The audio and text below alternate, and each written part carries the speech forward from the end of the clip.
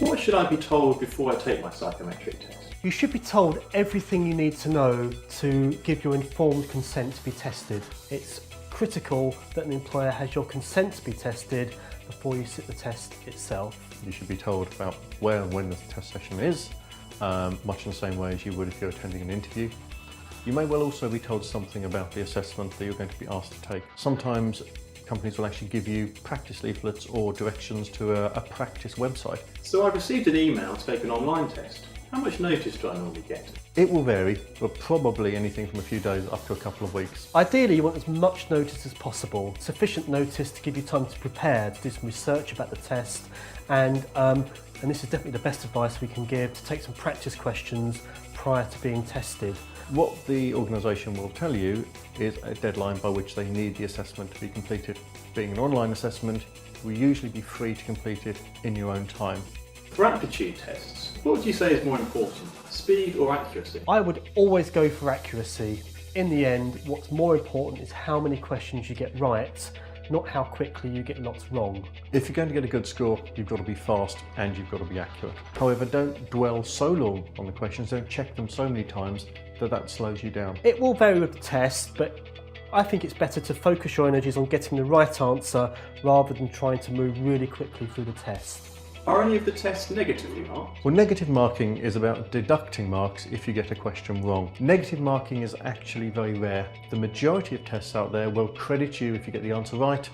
They won't penalise you if you get the answer wrong. It's unusual for modern tests to be negatively marked. Most tests are interested in how many answers you can get right rather than penalising you for wrong answers. What happens if I have a disability, for example dyslexia? The first thing is to make sure that the organisation knows about that. Hopefully when they invite you to the test session, they will ask all of the respondents to say, if you have any special requirements, please do get in touch with us. If you do have a condition or dyslexia or so forth, it doesn't necessarily mean that you'll be given extra time. Some tests already have that adjustment built in. If the adjustment is already built in that way, then what the employer will do is interpret your score differently. They will interpret it in the light of your condition or your disability. For numerical tests, do I have to be good at mental arithmetic? Well, it certainly helps if you're going to do well. Increasingly, these types of tests allow you to use calculators, though not all of them do. However, sometimes you come across a fairly simple question, and it may actually be quicker to do it in your head than to dive for the calculator.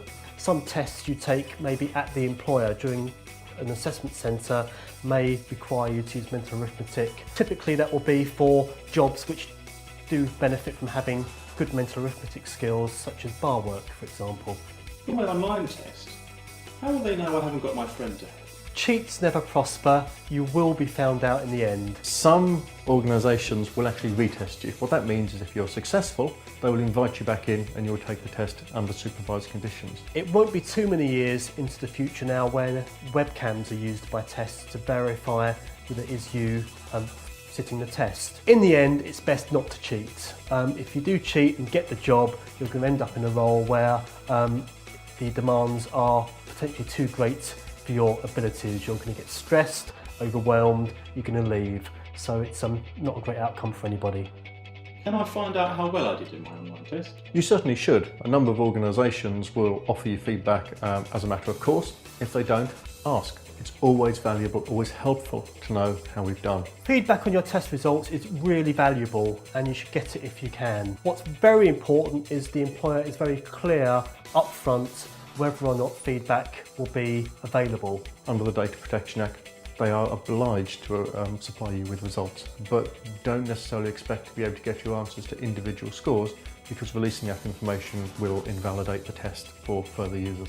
So do some tests have a pass mark? They may do. It depends again on how the organisation is using them. If a test is very near the front of the recruitment process, employers are probably using it to screen down very large applicant pools. A pass mark is a really crude way of using a test. Most employers, rather than having a pass mark or a cut-off, will be interested in how your ability relates to other applicants. And they're going to put that information alongside other evidence they've gathered through the CV, through the application form, or maybe through a personality questionnaire.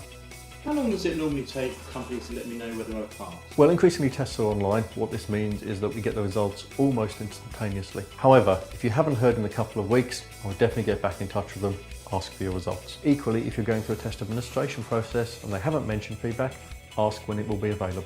Really, you want employers to take enough time to consider your results to make the right decision. Generally speaking, I would have said 2 or 3 days should be long enough for an employer to look at the evidence they've collected and reach a decision about what happens next. Of course, that will vary with the volumes of applications or test results the employer has to deal with, so that would be the rule of thumb.